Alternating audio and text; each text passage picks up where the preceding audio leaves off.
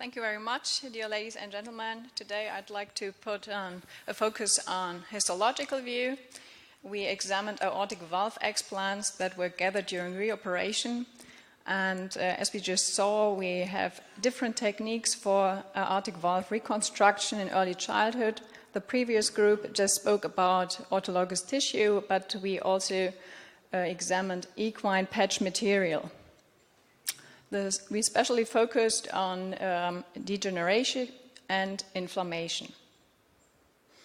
In total, 7 patients were included, most of them of male gender. The mean age at primary surgery was 9 years, and they were reoperated around 6 years later. Most of the children had balloon valvoplasty and commissurotomy before primary surgery, and the indication for reoperation was either stenosis or insufficiency of the aortic valve.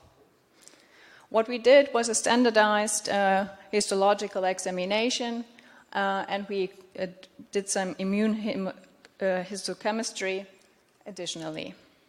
So what did we find? On the left side, you see autologous pericardium. We saw a severe thickening 6 years after explantation.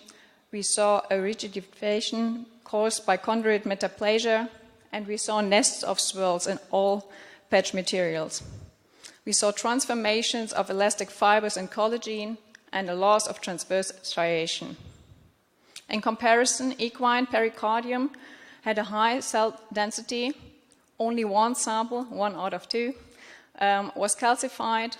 We saw also degeneration of elastic fibers and a heterogeneous reorganization of the entire tissue. So what can we conclude? Both autologous and equine pericardium are suitable materials for reconstructive surgery of the aortic valve.